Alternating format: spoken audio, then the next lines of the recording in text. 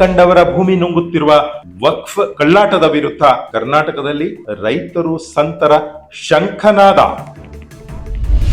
ನಮ್ಮ ಭೂಮಿ ನಮ್ಮ ಹಕ್ಕು ಟ್ಯಾಗ್ಲೈನ್ ಇಟ್ಕೊಂಡು ಬಿಜೆಪಿ ಕೂಡ ಹೋರಾಟಕ್ಕೆ. ಮುಸಲ್ಮಾನ್ ವಕ್ಫ್ ಮಸೂದೆ ತಿದ್ದುಪಡಿ 2024 ಜಂಟಿ ಸಂಸದೀಯ ಸಮಿತಿ ವರದಿ ಸಿದ್ಧ. ಅಧ್ಯಯನಕ್ಕೆ ಬೇಕು ಇನ್ನಷ್ಟು ಸಮಯ ಅಂತೂ ಪ್ರತಿಪಕ್ಷ.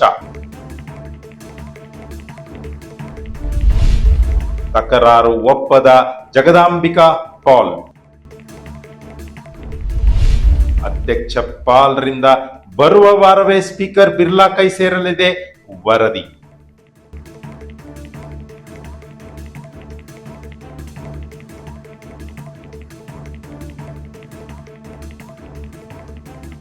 ಪ್ರೇಕ್ಷಕರೇ ಪ್ರಣಾಮಗಳು. ಇದು ನಿಮ್ಮ ವಿಶ್ವ ಪ್ಲಸ್ ಟಿವಿ. ರಾಜ್ಯದಲ್ಲಿ ಎದ್ದಿರುವ ವಕ್ಫ್ ಗೊಂದಲದ ತಾರ್ಕಿಕ ಅಂತ್ಯಕ್ಕೆ ಬಿಜೆಪಿ ನಮ್ಮ ಭೂಮಿ ನಮ್ಮ ಹಕ್ಕು ಟ್ಯಾಗ್ಲೈನ್ ಇಟ್ಕೊಂಡು 4 ಹಂತದ ಹೋರಾಟಕ್ಕೆ ಧುಮುಕಿದೆ. ವಕ್ಫ್ ವಿವಾದ ವಿನಾಕಾರಣ ಮುಂದೆಳೆದು ಬಿಜೆಪಿ ಕೋಮುಗಲಭೆ ಸೃಷ್ಟಿಸ್ತಾ ಇದೆ ಅಂತ ಕಾಂಗ್ರೆಸ್ ಹೇಳ್ತಾ ಇದೆ. ಇದೆಲ್ಲದರ ನಡುವೆ ರಾಜ್ಯ ಸರ್ಕಾರದ ವಕ್ಫ್ ಪರವಾದ ಧೋರಣೆ ವಿರುದ್ಧ ರೈತರು ಹಾಗೂ ನೂರಾರು ಸಂತರು ಪ್ರತಿಭಟನೆಗೆ ಇಳಿದಿದ್ದಾರೆ. ವಕ್ಫ್ ಕುರಿತು ಕರ್ನಾಟಕದಲ್ಲಿ ನಡೆದಿರುವ ಈ ಎಲ್ಲಾ ಬೆಳವಣಿಗೆಯ ನಡುವೆ ಮುಸಲ್ಮಾನ್ ವಕ್ಫ್ ತಿದ್ದುಪಡಿ 2024 ಮಸೂದೆ ಕುರಿತ ಜಂಟಿ ಸಂಸದೀಯ ಸಮಿತಿಯ ಕರಡು ವರದಿ ಕೂಡ ಸಿದ್ಧಗೊಂಡಿದೆ.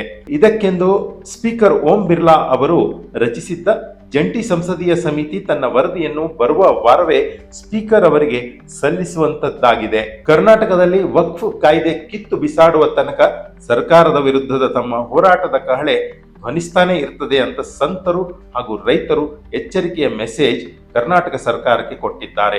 ಇದೇ ವೇಳೆ ಮುಸಲ್ಮಾನ್ ವಕ್ಫ್ ತಿದ್ದುಪಡಿ ಮಸೂದೆ 2024 ಜಂಟಿ ಸಂಸದೀಯ ಸಮಿತಿ ಕರಡು ವರದಿ ಸಿದ್ಧಗೊಂಡಿದೆ ಎಂಬುವುದೇ ಭಾರತೀಯರು, ರೈತರು ಹಾಗೂ ಸಂತರನ್ನು ಉಲ್ಲಸಿತರನ್ನಾಗಿಸಿದೆ.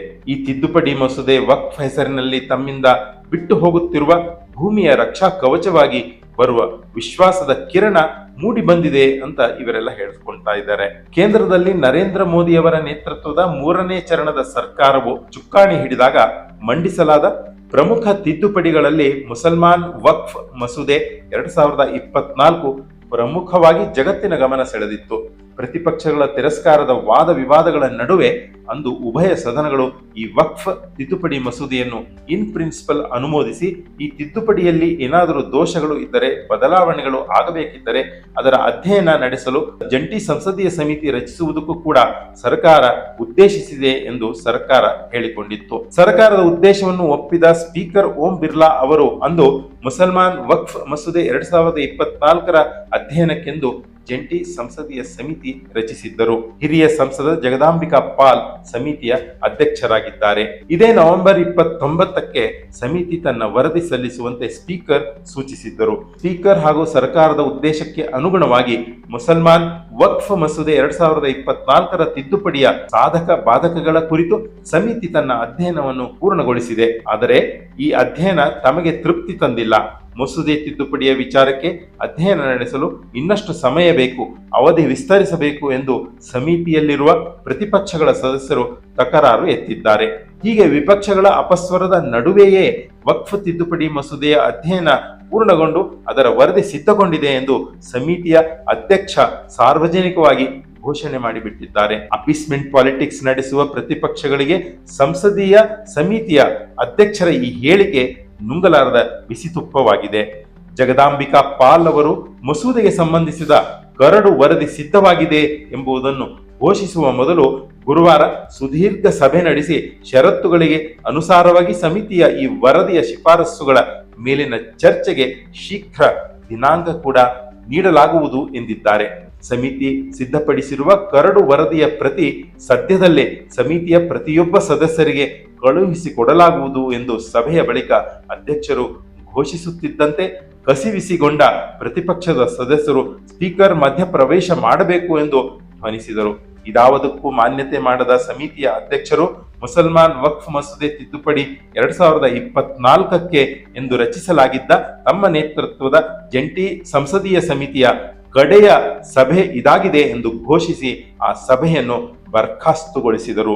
ಚಳಿಗಾಲದ ಸಂಸತ್ತಿನ ಅಧಿವೇಶನದ ಮೊದಲ ವಾರದ ಕೊನೆಯ ದಿನ ವರದಿ ಸಲ್ಲಿಸುವಂತೆ ಲೋಕಸಭೆ ಸ್ಪೀಕರ್ ಸಮಿತಿಗೆ ಸೂಚಿಸಿದ್ದರು. ಚಳಿಗಾಲದ ಅಧಿವೇಶನ ನಾಳೆ ಸೋಮವಾರ ಅಂದ್ರೆ ನವೆಂಬರ್ 25ರಿಂದ ಶುರುವಾಗ್ತಾ ಇದೆ. ಸಂಸತ್ತಿನ ಈ ಕ್ಯಾಲೆಂಡರ್ ಗಮನದಲ್ಲಿಟ್ಟುಕೊಂಡೇ ಸಮಿತಿ ತನ್ನ ಅಸೈನ್ಮೆಂಟ್ ಪೂರ್ಣಗೊಳಿಸಿದಂತಿದೆ. ಸಮಿತಿ ಅಧ್ಯಕ್ಷರು ತಮ್ಮ ಸದಸ್ಯರ ಜೊತೆಗೆ ಸೋಮವಾರವೇ ಸ್ಪೀಕರ್ ಬಿರ್ಲಾ ಅವರನ್ನು ಭೇಟಿಯಾಗುವುದಾಗಿ ಹೇಳಿಕೊಂಡಿದ್ದಾರೆ. ಬಹುಶಃ ಸ್ಪೀಕರ್ ಅನುಮತಿ ಸಿಕ್ಕರೆ ಬರುವ ಶುಕ್ರವಾರದ ಹೊತ್ತಿಗೆ ಈ ಮುಸಲ್ಮಾನ್ ವಕ್ಫ್ ಮಸೂದೆ ತಿದ್ದುಪಡಿ 2024 ಜಂಟಿ ಸಂಸದೀಯ ಸಮಿತಿಯ ವರದಿ ಸ್ಪೀಕರ್ ಅವರಿಗೆ ಸಲ್ಲಿಕೆಯಾಗುವ ಸಾಧ್ಯತೆ ಇದೆ.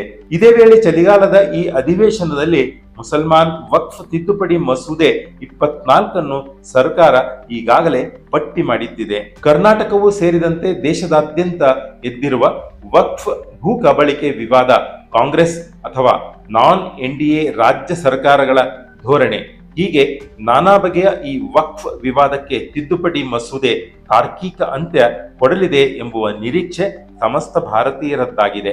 ವಿಶೇಷವಾಗಿ ಭೂಮಿಯನ್ನೇ ನಂಬಿ ಬದುಕುವ ಕೃಷಿಕರು ತಮ್ಮ ಭೂಮಿಯಲ್ಲಿ ಉಳುಮೆ ಮಾಡಲು ಸಾಧ್ಯವಾಗದ ಪರಿಸ್ಥಿತಿ ಎದುರಾಗಿ ಕಣ್ಣೀರಿಡುತ್ತಿರುವ ಸಂದರ್ಭದಲ್ಲಿ ತಿದ್ದುಪಡಿ ಮಸೂದೆ ಅಂಗೀಕಾರವಾಗಿ ಬಿಟ್ಟರೆ ರೈತರ ಮೊಗದಲ್ಲಿ ನಗುವಿನ ಹೊಳೆಯನ್ನೇ ತಂದಿಟ್ಟಂತಾಗುತ್ತದೆ.